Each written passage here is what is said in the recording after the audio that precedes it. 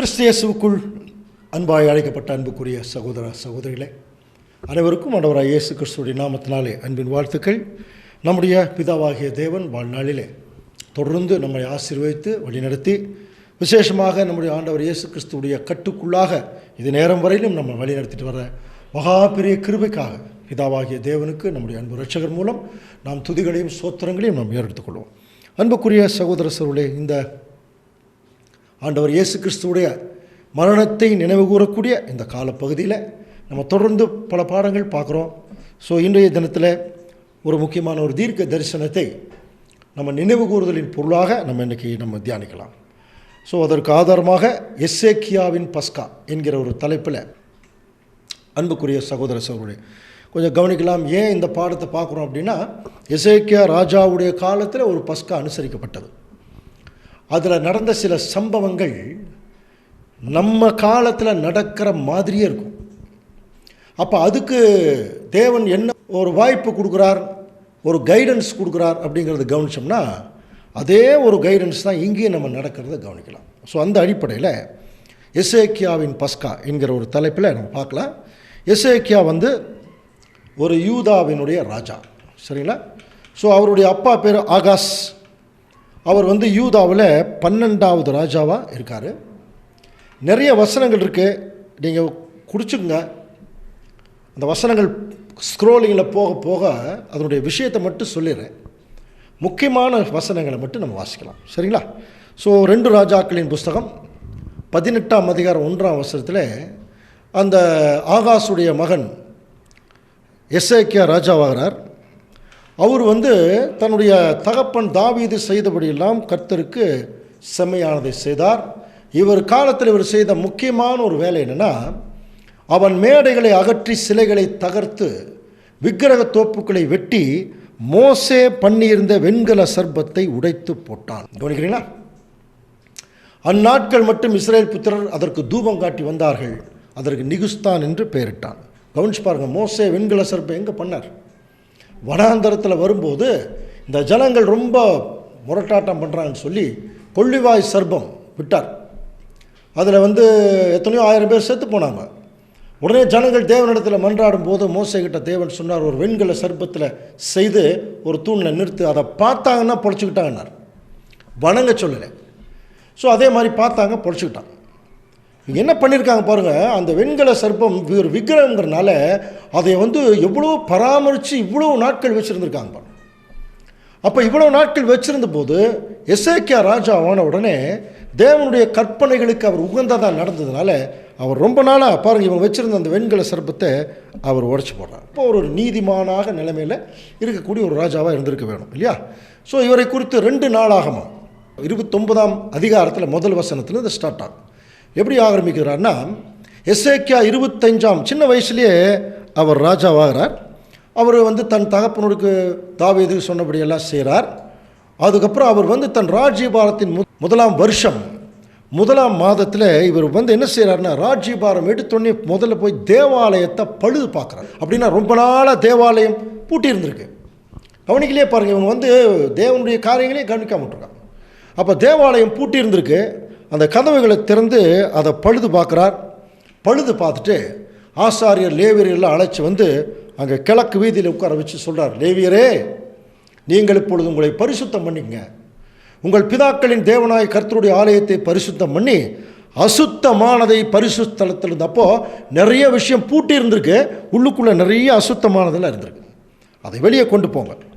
ஏன்னா நம்முடைய பிதாக்கள் துரோகம் பண்ணி நம்முடைய தேவனாய கர்த்தரின் பார்வைக்கு பொல்லாப்பானதை செய்து அவரை விட்டு விலகி என்ன பண்ணிட்டாங்க, தங்கள் முகங்களை கர்த்தருடைய வாசஸ்தலத்துக்கு விட்டு திருப்பி அதுக்கு முதுகு காட்டிட்டாங்க.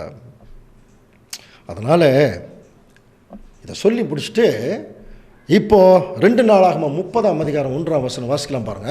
அதன் பின்பு இஸ்ரேலின் தேவனாகிய கர்த்தருக்கு பஸ்காவை ஆசரிக்கும்படி எருசலேமில் இருக்கிற கர்த்தருடைய ஆலயத்திற்கு வாருங்கள் என்று எசேக்கியா இஸ்ரேல் யூதா எங்கும் ஆட்களை அனுப்பினதும் அன்றி எப்ராயிம் மனாசே கோத்திரங்களுக்கும் நிருபங்களையும் எழுதி அனுப்பினார். என்ன செய்யறாருன்னா, இஸ்ரேலின் தேவனாய கர்த்தருக்கு பஸ்காவை ஆசரிக்கும்படி.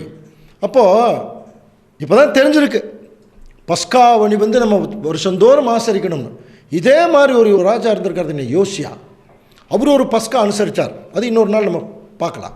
அவரும் அதே மாதிரி தான் போய் தேவாலயத்தை சுத்தம் பண்ணும்போது அங்கே ஒரு ஆசாரியன் நியாயப்பிரமாண புஸ்தகத்தை கண்டுபிடிச்சி கொடுத்தார். அதில் இருக்குது பஸ்காவை அனுசரிக்கணும். உடனே என்ன செய்கிறாங்க, ஒரு பெரிய பஸ்காவை ஆயத்தம் பண்ணார். அதே மாதிரி தான் இவர் எசேக்கியா ராஜா எல்லாத்துக்கும் நிருபம் எழுதி அனுப்புகிறார். எப்போ அப்படின்னா பஸ்காவை 2ஆம் மாதத்திலே ஆசரிக்கும்படி ராஜாவும் அவனுடைய பிரபுக்களும் எருசலேமில் சபையார் அவரும் அங்கே யோசனை பண்ணியிருந்தார். அது என்னது 2ஆம் மாதத்தில்? அப்போ ஆக்சுவலாக நம்ம பஸ்காங்கிறது நீசான் மாதம் 14ஆம் தேதி, முதல் மாதம் தானே. அப்போ ஏன் 2ஆம் மாதத்தில் அனுசரிக்கிறாங்க அப்படின்னு என்ன புரிஞ்சுக்கலாம்? இவங்க ரொம்ப நாளாக இந்த பஸ்காவை அனுசரிக்கவே இல்லை. ஒருவேளை அந்த மாதிரி அனுசரிக்காத போது அதுக்கு ஏதாவது வழி இருக்கான்னு நியாயப்பிரமாணத்தில் பார்த்தாங்க. அப்போ தான் மோசேக்கு பாருங்கள், என்னாகமம் 9ஆம் அதிகாரத்தில் 6ஆம் வசனம், அந்நாளில் சிலர் மனித பிரேதங்களினால் தீட்டுப்பட்டபடியினால் பஸ்காவை ஆசரிக்க தகாதவர்களாய் இருந்தார்கள். பாருங்க, மனித பிரேதத்தினால் தீட்டுப்பட்டாங்களா, அவங்க பஸ்காவை ஆசரிக்க தகாதவர்களாக இருந்தார்கள். அவர்கள் மோசே கிட்ட கேட்குறாங்க, இப்போ நாங்கள் மனித பிரேதத்தினால் தீட்டுப்பட்டோம், குறித்த காலத்தில் இஸ்ரேல் புத்தரோட பஸ்காவை காணிக்கை செலுத்தாதபடிக்கு நாங்கள் விளக்கப்பட்டிருக்க வேண்டியது என்ன, நாங்கள் அப்போ அதை செய்யக்கூடாதா, இதை குறித்து என்ன சொல்கிறீங்கன்னு கேட்கும்போது அப்போ மோசே எல்லாம் சொல்கிறாங்க, பொறுங்க தேவன்கிட்ட போய் கேட்டு சொல்கிறோம். அப்போ தேவன்கிட்ட போய் கேட்கும்போது அதுக்கு பதில் பாருங்கள், நீ இஸ்ரேல் புத்தரோட சொல்ல வேண்டியது என்னவென்றால், உங்களாகிலும் உன் சந்ததியாராகிலும் ஒருத்தர் பிரேதத்தில் தீட்டுப்பட்டா அல்லது பிரயாண தூரமாக போயிருந்தா கட்டாயமாக பஸ்காவை ஆசரிக்கணும். எப்போ? அவர்கள் அதை 2ஆம் மாதம் 14ஆம் தேதி அந்தி நேரமான வேளையிலே ஆசரித்து அதை புளிப்பில்லாத அப்பங்களோடும் கசப்பான கீரையோடும் அவங்க பூசிக்கணும். இது நியாயப்பிரமாணத்தில் இருக்குது. அதனால் இப்போ பாருங்கள், இந்த ராஜா பஸ்காவை 2ஆம் மாதத்தில் ஆசரிக்கும்படி ராஜாவும் அவனுடைய பிரபுக்களும் எருசலேம் எல்லாரும் கூடி ஆலோசனை பண்ணியிருந்தான். ஏன் அப்படின்னா பாருங்கள், 2 நாளாகமம் 30ஆம் அதிகாரம் 3ஆம் வசனம் வாசிக்கலாம். ஆசாரியர் போதுமான பேர் தங்களை பரிசுத்தம் பண்ணாமலும் ஜனங்கள் எருசலேமில் இன்னும் கூடி வராமலும் இருந்தபடியால் அதன் காலத்தில் அதை ஆசரிக்க கூடாமற் போயிற்று. பார்த்தீங்களா, அது அந்த காலத்தில் அதை ஆசரிக்க கூடாமல் போயிட்டு. ஏன்? ஜனங்க நிறைய பேர் தங்களை பரிசுத்தம் பண்ணவும் இல்லை, எருசலேமில் கூடி வரவும் இல்லை. அதனால் எழுதியிருக்கிறபடி 2 நாளாகமம் 30:5 பாருங்க, வெகு காலமாய் அதை அவர்கள் ஆசரிக்கவில்லை.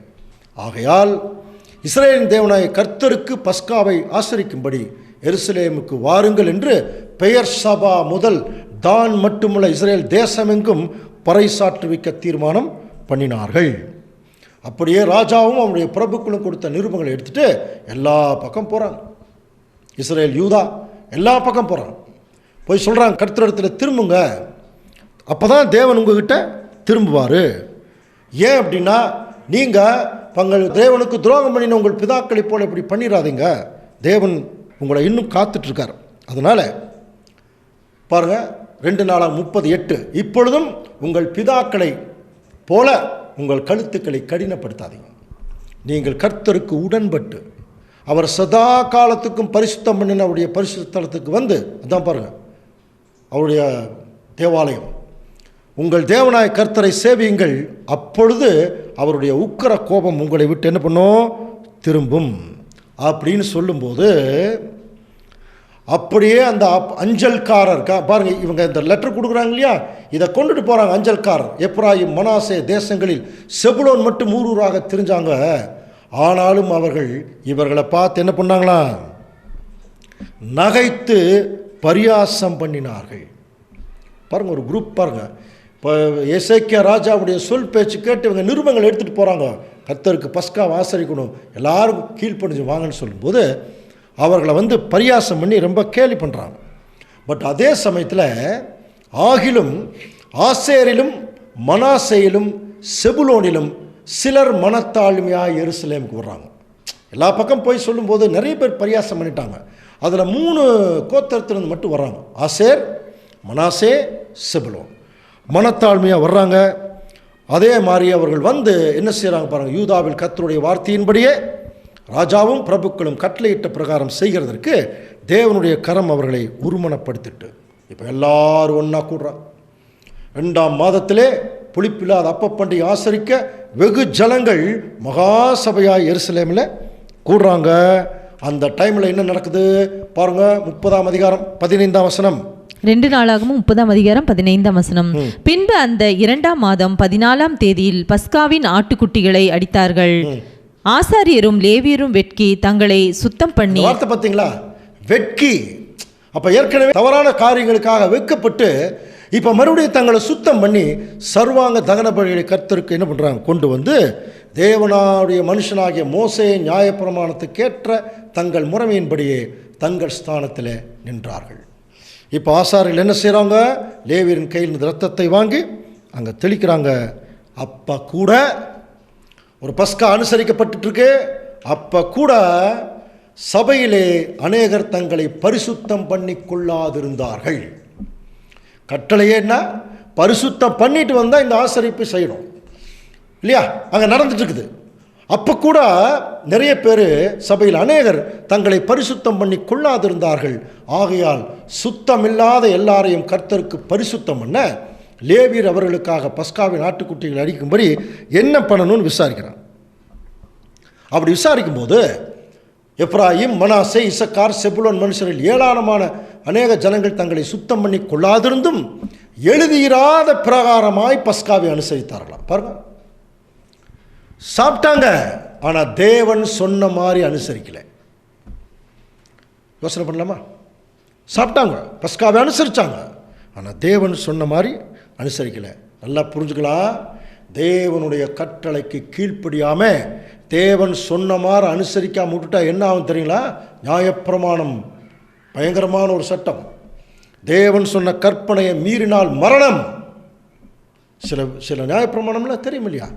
ஆனால் பாருங்கள், துணிகரமாக தாங்கள் நினைச்சபடி இருக்கலான்னு சொல்லிட்டு அங்கே பஸ்காவை அனுசரிக்கிறாங்க. அவங்களுக்கு தண்டனை உறுதி. ஆனால் தேவன் பாருங்கள், 2 நாளாகவும் 30:19 எசேக்கியா அவர்களுக்காக விண்ணப்பம் பண்ணி, பார்த்தீங்களா, யாருக்காக? துணிகரமாக எழுதிராதபடி பஸ்காவை அனுசரிக்கிறாங்க. ஆனால் தேவன் சொன்ன மனநிலை இல்லை, திருந்தலை, பரிசுத்தம் பண்ணல, ஆனால் அனுசரிக்கிறான். அப்போது எசேக்கியா அவர்களுக்காக விண்ணப்பம் பண்ணி தங்கள் பிதாக்களின் தேவனாகிய கர்த்தரான தேவனை தேடும்படி தங்கள் இருதயத்தை நேராக்கினவர்கள் பரிசுத்த ஸ்தலத்திற்கேற்ற சுத்தாங்கம் அடையாதிருந்தாலும் கிருபையுள்ள கர்த்தர் அவர்கள் எல்லாருக்கும் மன்னிப்பாராகன்னு சொல்லி எசேக்கியா ஒரு ஜெபம் பண்ணாராம்.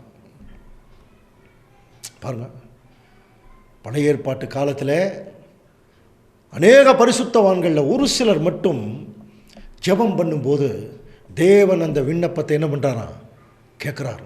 இங்கே எசேக்கியா ராஜா விண்ணப்பம் பண்ணுறார், தயவுசெய்து இவங்களெல்லாம் மன்னிச்சிருங்க தேவனே. உடனே என்ன நடந்தது பாருங்க, கர்த்தர் எசேக்கியாவின் விண்ணப்பத்தை கேட்டு அந்த ஜனங்களுக்கு என்ன பண்ணாராம், அனுகூலம் செய்தார். யோசனை பண்ணி பார்க்கலாம். எசேக்கியாவுடைய விண்ணப்பத்தை கேட்குறாரு எசேக்கியா, அந்த இஸ்ரேல் ஜனங்களுக்கு பரிந்து பேசுகிறார். அதுதான் அவருடைய அர்த்தம். எசேக்கியா மட்டும் ஜெபம் பண்ணலைன்னு வச்சுங்க, அந்த ஜனங்களுக்கு அன்றைக்கி மன்னிப்பில்லை. இதெல்லாம் நமக்கு ஒரு பாடம். சரி, அதில் 21ஆம் வசனம் பாருங்கள், வாசிக்கலாம்.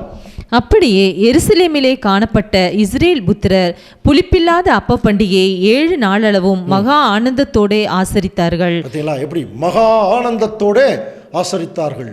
லேவியரும் ஆசாரியரும் தினம் தினம் கர்த்தருக்கென்று பேரோசையாய் துணிக்கும் கீத வாக்கியங்களினால் துதித்துக் கொண்டிருந்தார்கள். கர்த்தருக்கு அடுத்த காரியத்தில் இப்போ பாருங்க, இந்த மாதிரி உணர்வு இல்லாமல் நிறைய பேர் இருந்திருக்காங்க. அப்போது எசேக்கியா போய் என்ன பண்ணுறார், கர்த்தருக்கு அடுத்த காரியத்தில் நல்ல உணர்வுள்ள எல்லா லேவியரோடும் எசேக்கியா பட்சமாய் பேசினான். கூப்பிட்டு ரொம்ப அவங்களுக்கு உணர்வு இல்லாதவங்களுக்கு பட்சமாய் பேசுகிறான். அவங்களுக்கு எப்படி பட்சமாய் பேசுகிறான்னா புரியுதா? அவங்களுக்கு ரொம்ப ஒரு இரக்கம் காமிச்சு பேசுகிறான்.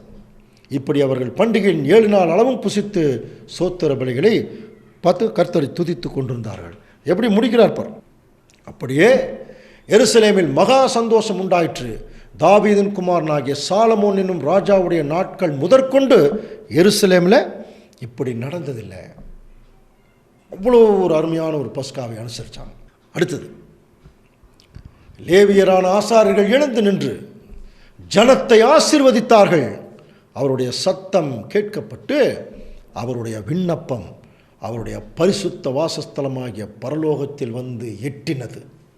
பாருங்க, இவங்களுடைய பஸ்காவை தேவன் அங்கீகரித்தார். இவங்களுடைய சத்தம் தேவனுக்கு எட்டுச்சான். அதனால தான் ஆசீர்வதிக்கிறான். அன்புக்குரிய சகோதர சகோதரிகளே, இப்படியாக ஒரு அருமையான பஸ்காவை, புரியுதுங்களா,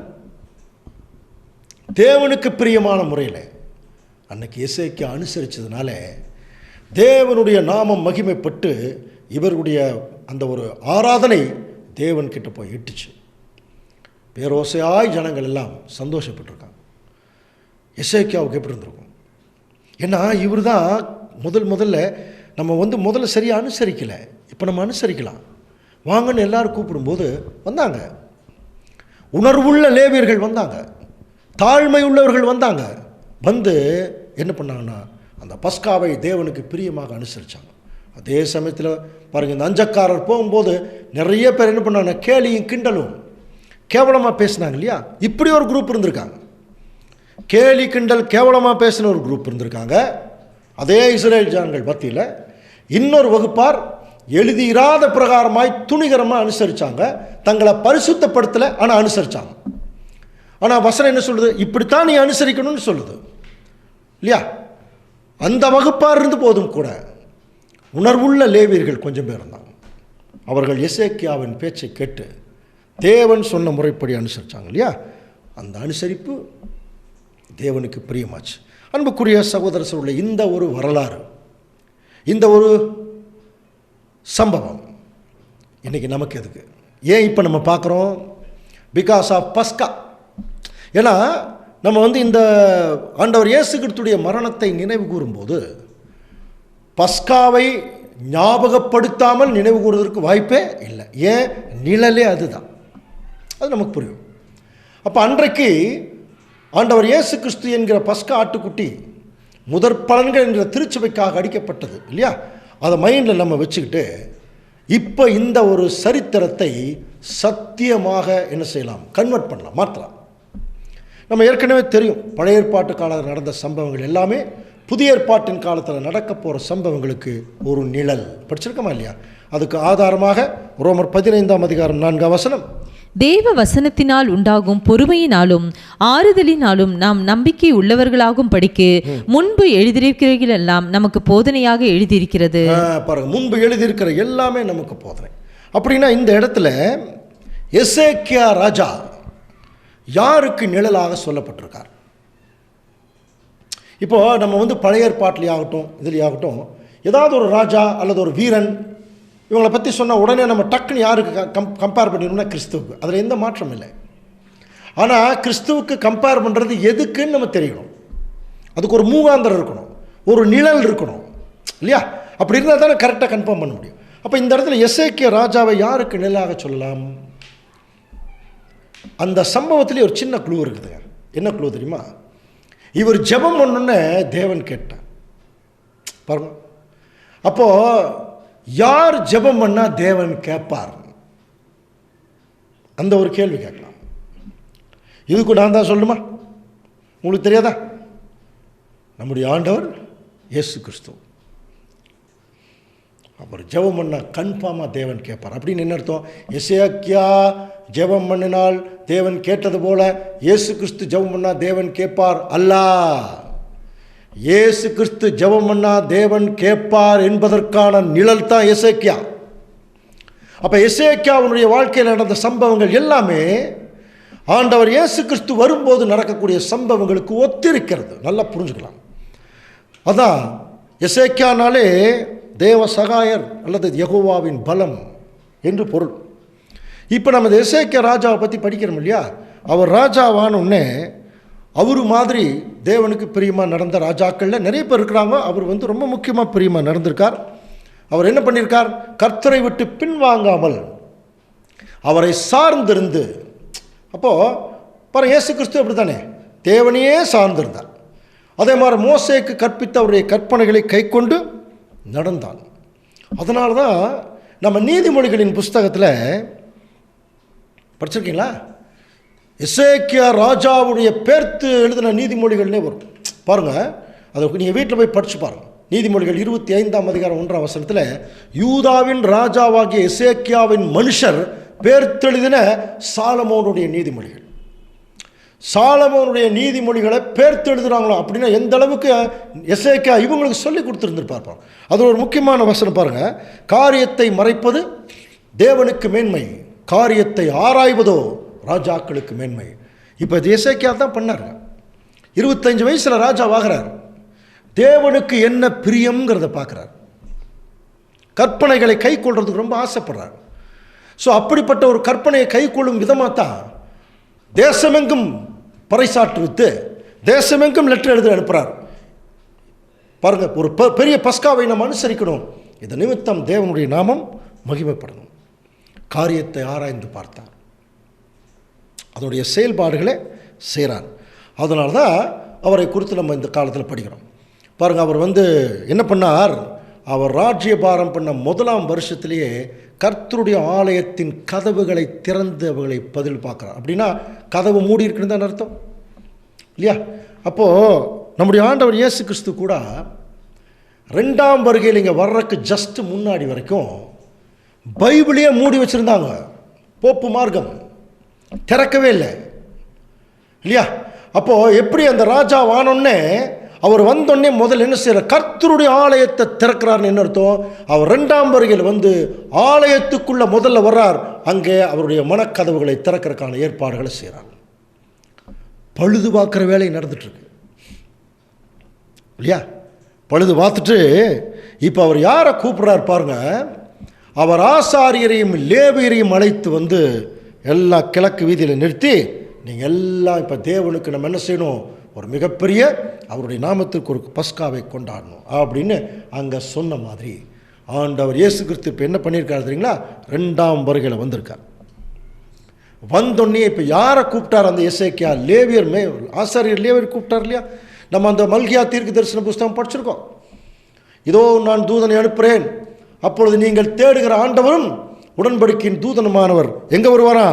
தம்முடைய ஆலயத்துக்கு தீவிரமாய் வருவார். ஆமாண்டார் இயேசு கிறிஸ்து 2ஆம் வருகையில் வர்றாருனாலே அவருடைய முதல்ல எங்கே வர்றாருனா ஆலயத்துக்கு தான் வர்றார். சரி, என்ன பண்ணுறார்? முதல்ல கதவை திறக்கிறார், பழுது பார்க்குறார்.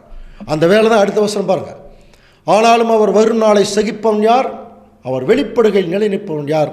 அவர் புடமிடுகிறவனுடைய அக்கினியை போலவும் வண்ணாருடைய சவுக்காலத்தை போல. ரிப்பேர் வேலை நடக்குது பாருங்கள். அடுத்த வசனம் ரொம்ப முக்கியமான வசனம், வாசிக்கலாம். மல்கியா 3ஆம் அதிகாரம் 3ஆம் வசனம். அவர் உட்கார்ந்து வெள்ளியை புடமிட்டு சுத்திகரித்து கொண்டிருப்பார். ஆலயத்தை முதல் சுத்தம் பண்ணுறது. வெள்ளியை சுத்தம் பண்ணார் தெரியும் இல்லையா? நம்ம சரித்திரத்தில் படிச்சிருக்கிறோம், சத்தியத்தில் படிச்சிருக்கோம். முதல் சத்தியத்தை சுத்தம் பண்ணார் பாருங்கள். அடுத்தது அவர் லேவியின் புத்திரரை சுத்திகரித்து, அங்கே எப்படி லேவியர் கூப்பிட்டார் இல்லையா? அதே மாதிரி இப்போ உண்மையான திருச்சபையின் பிள்ளைகள் தாங்க இந்த லேவியர் சுத்திகரிக்கிறாருங்க. அப்போ இங்கே என்ன வேலை நடக்குது? சுத்திகரிப்பின் வேலை. பஸ்காவுக்கும் சுத்திகரிப்புக்கும் என்ன சம்பந்தம்? அன்னைக்கு பஸ்காவை சுத்திகரிப்பு என்ன நடந்தது? என்ன பண்ணாங்க? அந்த பஸ்காவில் ஏதாவது சுத்திகரிப்பு வேலை நடந்ததா இல்லையான்னு பாருங்கள். பஸ்கா ஆட்டுக்குட்டி அடிக்கப்பட்டது, அதன் நிமித்தம் பிறந்த குழந்தைகள் காக்கப்பட்டாங்க. ஆனால் இங்கே ஆண்டவர் இயேசு கிறிஸ்து என்ற ஆட்டுக்குட்டி இங்கே அடிக்கப்பட்டதனுடைய நோக்கமே அவருடைய சபை சுத்திகரிப்புக்காக. கரை திரை முதலானவைகள் ஒன்றுமில்லாமல் பிழையற்றமான சபையாக தனக்கு முன்பை நிறுத்திக் கொள்வதற்கு தம்மைத்தாமே அதற்காக ஒப்புக் கொடுத்தார். எபேசியர் 5ஆம் அதிகாரம் படிச்சிருக்கோம். சபையை சுத்திகரிக்கிறாங்க. சுத்திகரிக்கிறது மட்டுமல்ல, அவர்கள் கர்த்தருடையவர்களாக இருக்கும்படிக்கும் நீதியாய் காணிக்கை செலுத்தும்படிக்கும் அவர்களை பொன்னைப் போலவும் வெள்ளியைப் போலவும் புடமிடுகிறார். ஸோ அன்புக்குரிய சகோதரர், இன்றைக்கு ஆண்டவர் இயேசு கிறிஸ்து 2ஆம் வருகையில் இங்கே ஒரு பஸ்காவை ரெடி பண்ணுறாங்க. அங்கிருந்த மாதிரி பஸ்காவல்ல, இங்கே அவரையே அவருடைய மரணத்தையே நினைவு கூறும் பொழுது மட்டும்தான் நாம் சுத்தமாவோம். நாம் சுத்தமானால் மட்டும்தான் தேவனுடைய நாமம் மகிமைப்படும் இல்லையா? அந்த மாதிரி ஒரு சூழ்நிலை வந்ததுனால தான் இயேசு கிறிஸ்து நிறைய அஞ்சல்கார்ட்ட லெட்டர் கொடுத்து அவர் எப்படி தேசமெங்கும் அந்த அழைப்பு கொடுத்தார் இல்லையா? அந்த மாதிரி இங்கே தேசமெங்கும் அந்த அழைப்பு போயிருக்கு. உலகமெங்கும் இந்த அழைப்பு போயிருக்குங்க அஞ்சல்காரர் மூலமாக. அப்படி போகும்போது நிறைய பேர் கேவலம் பேசுனாங்க. அதே சமயத்தில் 3 கோத்திரத்தார் தாழ்மையாக வந்தாங்களாம். அந்த மாதிரி 3 கேரக்டர் உள்ளவங்க மட்டும்தான் இதுக்குள்ளே வர முடியும். அதில் முதல்ல பார்த்தீங்கன்னா யார்? ஆசேர். ஆசேர்னா தெரியும் இல்லையா? ஆசீர்வாதம். என்ன ஆசீர்வாதம்?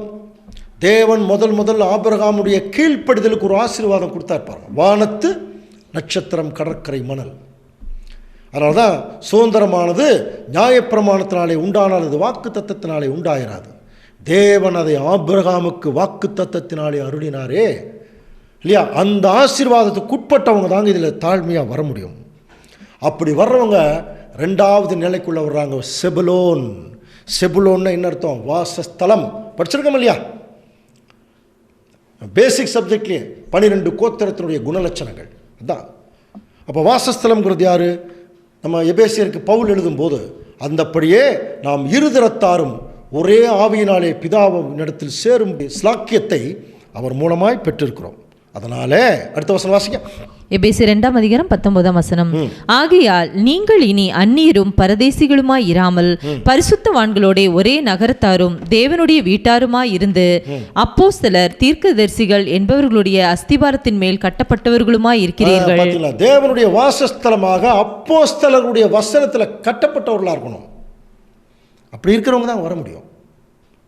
அவங்களுடைய வாழ்க்கையை ரோல் மாடலாக வச்சிருக்கிறவங்க, அப்படி இருக்கிறவங்க தான் வர முடியும். அவங்க தாங்க பாருங்கள். ஆசேர் தாழ்மையாக வந்தாங்க. செபுலோன் தாழ்மையாக வந்தாங்க. 3வது மனாசே.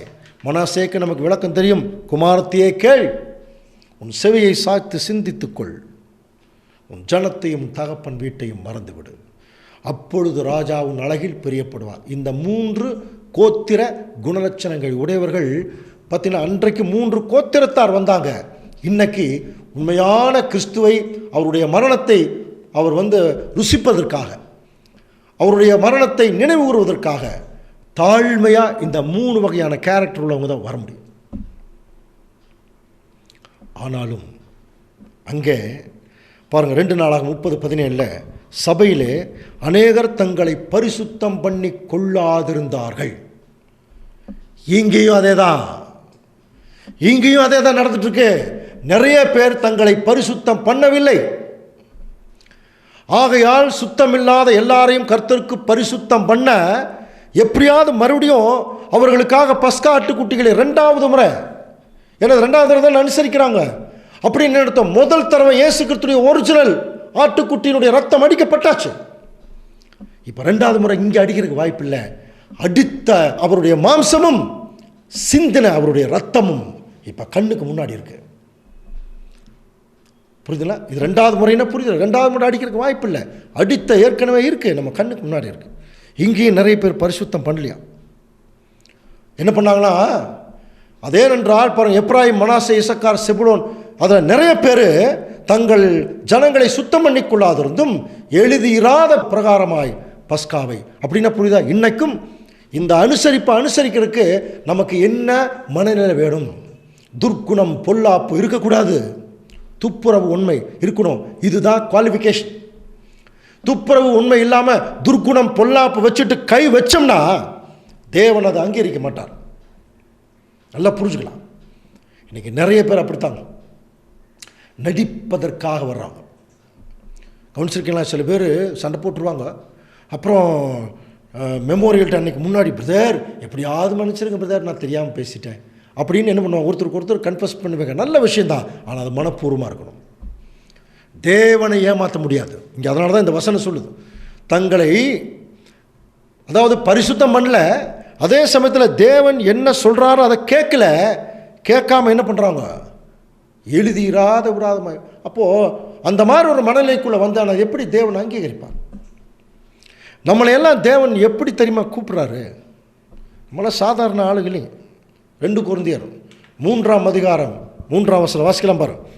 ஏனெனில் நீங்கள் எங்கள் ஊழியத்தினால் உண்டாகி கிறிஸ்துவின் நிருபமாய் இருக்கிறீர்கள் என்று வெளியரங்கமாய் இருக்கிறது. பார்த்தீங்கன்னா நீங்கள் கிறிஸ்துவினுடைய நிருபமாகவே இருக்கிறீங்க. அது மையினால் எழுதப்பட்டதல்ல, ஜீவனுள்ள தேவனுடைய ஆவியினால் எழுதப்பட்டது. கற்பலகைகளினால் அல்ல, சதையான இருதயத்தில் எழுதப்பட்டிருக்கான். அவருடைய கற்பனைகள் கட்டளைகள் எல்லாமே பரிசுத்தாவி எல்லாம் வாங்கியிருக்கோம். எல்லாம் வாங்கிட்டு இதே கொரிந்தியருக்கு பவுல் எழுதுகிறார் இல்லையா, நீங்கள் புளிப்பில்லாதவர்களாக இருக்கும்படியாக உங்கள் இருதயத்தில் உள்ள புளிப்பை எடுத்துருங்கிறார். துர்க்குணம் பொல்லாப்பு அதை எடுத்துட்டு துப்புரவு உண்மை உள்ள வைங்க அப்படின்னு சொல்லி எத்தனையோ சொன்னாலுமே அன்னைக்கு ஜனங்க சில பேர் பரிசுத்தம் பண்ணல. அதே சமயத்தில் என்ன பண்ணாங்க இல்லையா, இவர்களை பார்த்து கேலி பண்ணாங்க. அந்த மாதிரி இன்றைக்கி நிறைய பேர் இருக்கிறாங்க இல்லையா? அன்புக்குரிய சகோதர சகோதரிகளே, லூக்கா 6:22 வாசிக்கலாம். மனுஷகுமாரன் நிமித்தமாக ஜனங்கள் உங்களை பகைத்து உங்களை புறம்பாக்கி உங்களை நிந்தித்து உங்கள் நாமத்தை பொல்லாததென்று தள்ளிவிடும் போது நீங்கள் பாக்கியவான்களாக இருப்பீர்கள். எப்படி அன்னைக்கு கேலி பண்ணாங்க இல்லையா அந்த அஞ்சல்காரர் போகும்போது, அந்த மாதிரி இன்னைக்கு நம்முடைய உண்மையான தேவனுடைய பிள்ளைகள் இந்த காரியத்தை செய்யும்போது அவர்களை புறம்பாக்கி நிந்தித்து அவங்க பேரையே கெடுத்து கேலி பண்ணிடுவாங்க. இது நடந்துட்டுருக்கு. நாம் அப்படி செஞ்சிடக்கூடாது. நாம் அப்படி செஞ்சிடவே கூடாது. நல்லா புரிஞ்சுக்கலாம் அன்புக்குரிய சகோதர சகோதரர்களே, இந்த ஒரு அனுசரிப்பை நம்ம எந்த விதமான துர்க்குணம் பொல்லாப்பு இல்லாமல் உண்மையாக அனுசரிக்கணும். ஆனால் அன்றைக்கி ஜனங்கள் கேலி பண்ணாங்க. அந்த கேலிகள் எல்லாம் அவங்க ஒன்றும் கண்டுக்கல. ஆனாலும் அன்புக்குரிய சகோதர சகோதரர்களே, கவனிச்சு பாருங்கள், அந்த டைமில் அப்படியே எருசலேமிலே காணப்பட்ட இஸ்ரவேல் புத்திரர் புளிப்பில்லாத அப்ப பண்டிகை என்ன பண்ணாங்கன்னா 7 நாளும் அனுசரித்து எல்லாம் நல்லா செய்தாங்க. ஆனாலும் ஒரு சிலர் உணர்வில்லாமல் இருக்கும்போது 2 நாளாகமம் 30:22 வாசிங்க. கர்த்தருக்கு அடுத்த காரியத்தில் நல்ல உணர்வுள்ள எல்லா லேவியரோடும் எசேக்கியா பட்சமாய் பேசினார். பார்த்தீங்களா, முதல்ல என்ன பண்ணார் படிச்சிருக்கிறோம். எசேக்கியா ராஜா அவர்களுக்காக விண்ணப்பம் பண்ணுறார். அதே சமயத்தில் நல்ல உணர்வுள்ள எல்லா லேவியரோடும் அவன் பட்சமாய் பேசினான். அப்போ உணர்வுள்ள லேவியர்களோட எசேக்கியா பட்சமாய் பேசும்போது அந்த ஏற்கனவே உணர்வுள்ளவர்கள் நல்ல உணர்வோடு அதை அனுசரிச்சிருப்பாங்க இல்லையா? இன்னைக்கும் இந்த பாடங்கள் வாயிலாக நல்ல உணர்வுள்ள லேவியர்கள் யாராவது இருக்கீங்களான்னு பார்க்குறார் ஆண்டவர். அவர்களோட பட்சமாய் பேசுகிறாரா அவருடைய வசனத்தின் மூலம். உணர்வு இருந்தால் அவர் பட்சத்தில் வாருங்க. உணர்வு இல்லாமல் போகும்போது அது கேலியாகவும் கிண்டலாகவும் போயிடும். அன்புக்குரிய சகோதர சகோதரி இல்லையா? அப்போ அந்த பட்சமாக பேசுகிற விஷயத்தில் இன்றைக்கி நம்மக்கிட்ட அப்போஸ்தலனாகிய பவுல் மூலமாக அவர் எப்படி பேசுகிறார். ஆகையால் நீங்கள் புளிப்பில்லாதவர்களாக இருக்கிறபடியே, நீங்கள் ஏற்கனவே உங்களுக்குள்ள புளிப்பில்லை. கொரிந்தியருக்கு எழுதுகிறார் பாருங்க. கொரிந்தியர் எவ்வளோ மோசமான ஜனங்க பாருங்க. அதில் ஒரு சிலர் இருந்திருக்காங்க. புதிதாய் பிசைந்த மாவாய் இருக்கும்படி பழைய புளித்த மாவை புறம்பே கழித்து போடுங்கள். ஏனில் நம்முடைய பஸ்காவாகிய கிறிஸ்து அப்போது புறம்பே எப்போ கழித்து போட்டால் தான் கிறிஸ்து நமக்காக பலியிட்ட விஷயத்தை நம்ம என்ன செய்ய முடியும், அதை நினைவு கூற முடியும், உணர முடியும். ஏன்? அடுத்த வசனம் பாருங்க. அடுத்த வசனம். ஆதலால் பழைய புளித்த மாவோடும் அல்ல, துர்க்குணம் பொல்லாப்பு என்னும் புளித்த மாவோடும் அல்ல, துப்புரவு உண்மை என்னும் புளிப்பில்லாத அப்பத்தோட பண்டிகையை ஆசரிக்க கடவோம். அப்போ இப்போ நம்ம அனுசரிக்க போகிறது ஒரு ஞாபகார்த்தம் மட்டும் இல்லை, ஒரு நினைவு கூறுதல் மட்டும் இல்லை, இது ஒரு பண்டிகை. எப்படி அவங்க இஸ்ரேல் ஜனங்கள் கொண்டாடினாங்க இல்லையா, அதே மாதிரி ஒரு பண்டிகை. அந்த பண்டிகையில் நம்ம ஏற்கனவே யாத்திராகமத்தில் படிச்சிருக்கிறோம். புளிப்பில்லாத அப்பம், கசப்பான கீரை, அப்புறம் வேற என்ன, சுடப்பட்ட நெருப்பிலே சுடப்பட்ட மாம்சம்.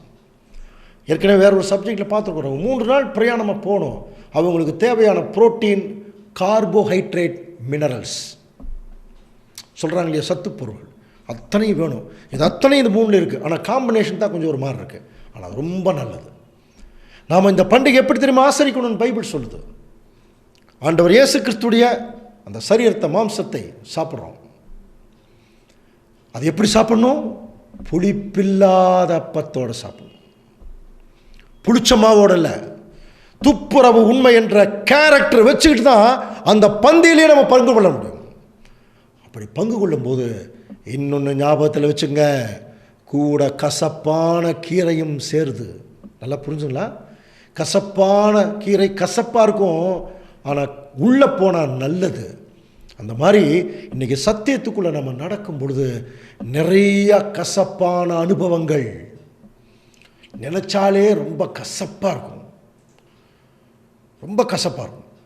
அந்த அளவுக்கு சில அனுபவங்களை நம்ம அனுபவிக்க வேண்டியதாக இருக்குது. பாருங்கள், என்ன ஒரு ஆச்சரியம்னா, உலகத்தான் கூட இப்படி இருக்க மாட்டான் அப்படின்னு சொல்கிற அளவுக்கு சபை மக்களுடைய கேரக்டர் என்ன ஆயிடுச்சுன்னா ரொம்ப மோசமாயிடுச்சு. அது நிமித்தம் சபையில் பொறாமைகள், கொலைகள், வெறிகள், பாருங்கள், கலகங்கள், சண்டைகள், பிரிவினைகள் எல்லாம் வந்துட்டு தான் இருக்கு. அதனால் ஏற்படக்கூடிய கசப்பான அனுபவம் இருக்கு இல்லையா, அந்த அனுபவம் தேவனுடைய பிள்ளைகளுக்கு வருமா? ஆனால் அதை நினச்சாலே கசக்கும். நினச்சா இனிக்கும் இல்லை, கசக்கும். நினச்சா இனிக்கிறது சத்தியமும் சகோதர அன்பும் தாங்க. இது ரெண்டுமே எங்கே இல்லாமல் போகுதோ அங்கே எல்லாமே கசக்கும், கசப்பான அனுபவங்கள். இதை வச்சுட்டு தான் பண்டிகை என்ன செய்யணுமா, ஆசரிக்கணும். அன்புக்குரிய சகோதர சகோதரி, அப்போது நிறைய பேர் இந்த உணர்வு இல்லாமல் தாங்க வருஷம் வருஷம் வந்து இதை பண்ணிட்டுருக்குறாங்க. ஆனாலும் தேவன் ஏன் தெரியுங்களா அவங்கள மன்னிச்சு விடுறார். அன்னைக்கு எசேக்கியா பண்ணின ஜெபத்து நிமித்தம் எசேக்கியா என்ன பண்ணார் படிச்சிருக்கிறோம். எசேக்கியா அவர்களுக்காக விண்ணப்பம் பண்ணி தேவனே அவர்களை மன்னிச்சிருங்கன்னார். அதே மாதிரி தாங்க ஆண்டவர் இயேசு கிறிஸ்து நமக்காக விண்ணப்பம் பண்ணுறார். கவனிக்கிறீங்களா? 1 யோவான் 2:1-3 வாசிக்கலாம். என் பிள்ளைகளே, நீங்கள் பாவம் செய்யாத படிக்கு இவைகளை உங்களுக்கு எழுதுகிறேன். ஒருவன் பாவம் செய்வானானால் நீதிபரராய் இருக்கிற இயேசு கிறிஸ்து நமக்காக பிதாவினிடத்தில் பரிந்து பேசுகிறவராய் இருக்கிறார். முதல்ல என்ன சொல்ற, நீங்க பாவம் செய்யாதீங்கிறார், என் பிள்ளைகளே. ஆனால் அடுத்தது, ஒருவன் பாவம் செய்வானால், அப்படியே செய்துட்டா கூட நீதிபரராய் இருக்கிற இயேசு கிறிஸ்து நமக்காக பிதாவினிடத்திலே பரிந்து பேசுகிறார். எங்கே தெரியுங்களா? ஏற்கனவே ஒரு சப்ஜெக்டில் பார்த்தோம். இந்த இடத்துல தாங்க நம்ம சில நேரத்தில் நம்முடைய உணர்வுகள் இல்லாமல் ஏதோ ஃபார்மாலிட்டிக்கு முன்னாடி நிற்கிறோம். அப்படி நிற்கும்போது கூட ஒருவேளை தேவனுடைய சத்தியத்தை கேட்டு நாம் பாவிகள் என்பதை உணர்ந்து நாம் மேலும் பரிசுத்தமாக இருக்கு, ஆண்டவர் இயேசு கிறிஸ்துவின் இரத்தமும் அவருடைய மாம்சமும் நமக்கு பக்கத்திலே இருக்குது என்பதை உணர்ந்து தேவனிடத்தில் அனுமதி பெற்று அதை சாப்பிடும்போது ஆண்டவர் இயேசு கிறிஸ்து நமக்காக பிதாவினிடத்தில் பரிந்து பேசுகிறாங்க. தேவனே, உங்களுடைய பிள்ளைகள் மேலும் பரிசுத்தமாக இருக்கு, ஒரு வாய்ப்பு கொடுங்க. அதற்கு ஆதாரமே நான் அவர்களுக்காக சிந்தின ரத்தமும் என்னுடைய சரீரம், அது மிச்சம் வச்சிருக்கேன் அவங்களுக்காக. அது எப்படியாவது அவங்க பருகி சுத்தத்துக்குள்ளே வரட்டும் அப்படின்னு சொல்லி தேவன்கிட்ட ஆண்டவர் மன்றாடும் போது தேவன் கிறிஸ்துவின் நிமித்தம் நம்மளை மன்னிக்கிறார். என்ன பண்ணும் தெரியுமா? அந்த மன்னிப்பை வாங்கிட்டு உணர்வுள்ளவர்களாக மறுபடியும் போய் உலகத்துக்குள்ளே போகும்போது தேவனுக்கும் குமாரனுக்கும் கோடான கோடி நன்றி உள்ள பிள்ளைகளாக ஜீவிக்கணும் கொஞ்ச நாள். ஏன்னா நம்மளை புரிஞ்சுக்காதவர் அல்ல நம்முடைய மனவாளர். படிக்கிறோமா இல்லையா? நம்முடைய பலவீனங்களை குறித்து பரிதவிக்கக்கூடாத பிரதான ஆசாரியர் நமக்கு இல்லை, பல முறை படிச்சிருக்கிறோம். எல்லா விதத்திலையும் நம்மை போல அவர் என்ன பண்ணியிருக்காரா? சோதிக்கப்பட்டிருக்காருங்க இல்லையா? அதனால் சோதிக்கப்பட்டதுனால நமக்கு என்ன சோதனை வரும்னு அவருக்கு நல்லா தெரியும். அதில் நம்ம கூட உதவ இருக்கிறது எப்போதுமே வல்லவராக இருக்கார். அதனால தான் அதை எப்படி முடிக்கிறார் பாருங்க. வாசிக்கலாம். எபிரேயர் 4:16. ஆதலால் நாம் இரக்கத்தை பெறவும் ஏற்ற சமயத்தில் சகாயம் செய்யும் கிருபையை அடைவும் தைரியமாய் கிருபாசன தண்டையிலே சேரக்கடவும். ஏன்னா நம்முடைய பாவங்களை நிவர்த்தி செய்கிற கிருபாதார பலி அவரே. இந்த உணர்வு அன்னைக்கு எசேக்கியா என்ன பண்ணார்னா, உணர்வுள்ள கர்த்தருக்கு அடுத்த காரியத்தில் நல்ல உணர்வுள்ள எல்லா லேவியரோடும் எசேக்கியா பட்சமாய் பேசினார் இல்லையா? அந்த உணர்வுள்ளங்கிற வார்த்தைக்கு எபிரேய மொழியில் அலீப்னு சொல்லுவாங்க. அலீப்னா இன் டு த ஹார்ட், உள்ளுக்குள்ள இருதயத்துக்குள்ளே போய் அந்த உணர்வு வர்ற மாதிரி பேசினாராம். புரியுதுங்களா? அப்படி உணர்வு வர்ற மாதிரி பேசும்போது அந்த ஜனங்கள் உணர்வு உள்ளவர்களாக மாறினார்கள், துதித்து கொண்டிருந்தார்கள். அவருடைய துதி தேவனுடைய சந்நிதியிலே எட்டினது. இதனால் தேவனுடைய நாமம் மகிமைப்பட்டது. அப்போ கடைசியாக அன்புக்குரிய சகோதரர்களே, அந்த உணர்வு நமக்கு வரணும் இல்லையா? அந்த உணர்வு என்ன அடிப்படையில் தெரியுங்களா வரணும்? ஒரு வசனம் வாசி முடிக்கலாம். ஏசாயா தீர்க்க தரிசன புஸ்தகம் 66 அதிகாரம் 1 வசனம். கர்த்தர் சொல்லுகிறது என்னவென்றால், வானம் எனக்கு சிங்காசனம், பூமி எனக்கு பாதப்படி. நீங்கள் எனக்கு கட்டும் ஆலயம் எப்படிப்பட்டது, நான் தங்கியிருக்கும் ஸ்தலம் எப்படிப்பட்டது. என்னுடைய கரம் இவைகளெல்லாம் சிருஷ்டித்தினால் இவைகளையெல்லாம் உண்டாயின என்று கர்த்தர் சொல்லுகிறார். சொல்றா பாருங்க, இது எல்லாமே என்னோடது, எல்லாமே என்னோடது. ஆனாலும் சிறுமைப்பட்டு ஆவியில் நொறுங்குண்டு என் வசனத்துக்கு நடுங்குகிறவனையே நோக்கி பார்ப்பேன். கன்க்ளூஷன் இவ்வளவுதான். யார் தங்களை மிகவும் தாழ்த்தி ஆவியில் நொறுங்குண்டு ஆண்டவர் இயேசு கிறிஸ்து பக்கத்தில் இந்த பரிசுத்த பந்தியில் பங்கு கொள்ளும் போது அப்படியே கையை கட்டி நின்று, எந்த வகையிலும் உம்முடைய அழைப்புக்கும் உம்முடைய ஆசீர்வாதத்திற்கும் நான் தகுதி உள்ள நல்ல தகப்பனே, ஆனாலும் உம்முடைய குமாரனுடைய இரத்தத்தினாலே எங்களை ஏற்கனவே கழுவி இருக்கிறீங்க. நாங்கள் பரிசுத்தமாய் தான் இந்த சத்தியத்துக்குள்ளே ஞானஸ்தானம் எடுத்து வந்தோம். ஆனாலும் நாங்கள் உலகத்துக்குள்ளே போகும்போது நிறைய கரைகள் எங்கள் மேலே பற்றுச்சு. நாங்களும் மனப்பூர்வமாக சில கரைகளை எடுத்து போட்டுக்கொண்டோம். அதன் நிமித்தம் நாங்கள் இன்னும் மனப்பூர்வமாக கஷ்டப்பட்டுருக்கோம். இந்த ஒரு நாளில் எங்களுக்கு தேவனே பக்கத்தில் வந்து அந்த கரைகளை எல்லாம் நீக்கி போடுவதற்கு ஒரு அடையாளமாக உம்முடைய குமாரனுடைய இரத்தத்தையும் உம்முடைய குமாரனுடைய சரீரத்தையும் வச்சிருக்கீங்க. உம்முடைய குமாரனும் எங்களை பார்த்து சொல்லியிருக்கார், என்னை நினைவு கூறும்படி இதை செய்யுங்கள். இதாவே உம்முடைய குமாரனுடைய சரீரத்தை இன்னொரு முறை நாங்கள் பருகி பரிசுத்தமாவதற்கு எங்களுக்கு இரக்கம் செய்வீங்களா என்று சொல்லி, இருதயத்தை தேவனுடைய பாதத்தில் யார் தாழ்மையாக ஊற்றுகிறார்களோ அவர்களையே நோக்கி பார்ப்பேன். அவர்களுக்காகத்தான் இயேசு கிறிஸ்து அங்கே வந்து நிற்கிறாரா. இன்னைக்கு நம்ம 2ஆம் வருகை சப்ஜெக்டில் பார்க்குறோம். இயேசு கிறிஸ்து எங்கே இருக்கார்? அவர் பரலோகத்தில் எப்போ வேணாலும் வந்துட்டு போகலாம். ஆனால் நம்முடைய ஒரு விளக்கம் என்ன, இந்த அட்மாஸ்பியரில். ஆனால் இந்த வருஷம் அந்த பரிசுத்த பந்தியில் தேவனுடைய பிள்ளைகள் எங்கெங்கெல்லாம் கூடுகிறார்களோ அங்கே வந்து அவர்களுக்காக காத்திருப்பார், சரீரமாகவும் இரத்தமாகவும்.